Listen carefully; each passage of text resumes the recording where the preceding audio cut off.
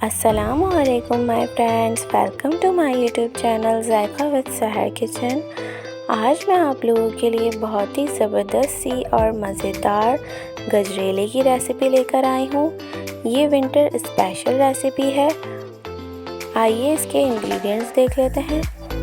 گجریلا بنانے کے لیے یہاں پہ میں نے 500 گرامز ملک لیا ہے، یہ بوائل ملک ہے۔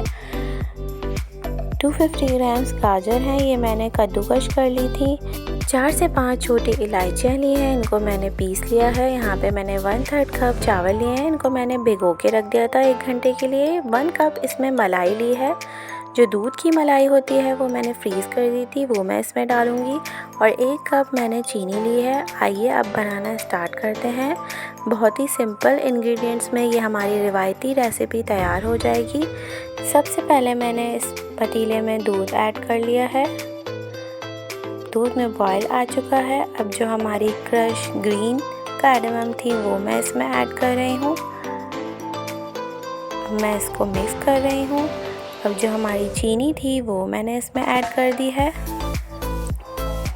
چینی ایڈ کرنے کے بعد اس کو اچھی طرح سے میں نے مکس کر لیا ہے۔ اب میں لو فلیم پہ اس کو 15 منٹس کے لیے پکاؤں گی۔ 15 منٹس ہو گئے تھے۔ میں نے جو چاول بھگو کے رکھے تھے وہ میں نے اس میں ایڈ کر لیے ہیں۔ چاول ایڈ کرنے کے بعد میں نے اس کو 20 to 25 منٹس کے لیے مزید پکایا تھا، تاکہ ہمارے چاول اچھی طرح سے پھول جائیں۔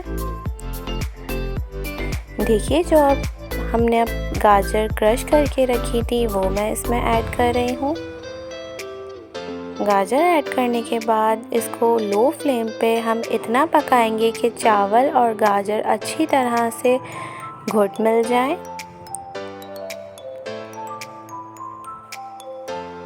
دیکھیے میں نے اسپیچولے سے بالکل چیک کیا ہے۔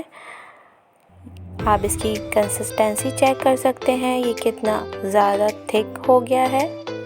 دیکھیے میرے پاس ملائی اویلیبل تھی تو میں ملائی یوز کر رہی ہوں۔ اگر آپ کے پاس کھویا اویلیبل ہو تو آپ اس پوائنٹ پہ کھویا بھی ایڈ کر سکتے ہیں۔ میں نے 1 کپ ملائی ایڈ کی ہے اور ہمارا گجریلا بالکل ریڈی ہے۔ دیکھیے کتنا کریمی اور ٹیسٹی بنا ہے یہ ونٹر کی اسپیشل ریسیپی ہے۔ آپ لوگ اس کو ضرور ٹرائی کیجیے گا۔ اس کو گرم ہی سرو کیا جاتا ہے۔ اب میں اس پہ پستے اور بادام گارنش کر رہی ہوں۔ آپ لوگ اس کو ٹرائی کیجیے گا اور مجھے کمنٹس باکس میں ضرور بتائیے گا کہ آپ کو میری ریسیپی کیسی لگی۔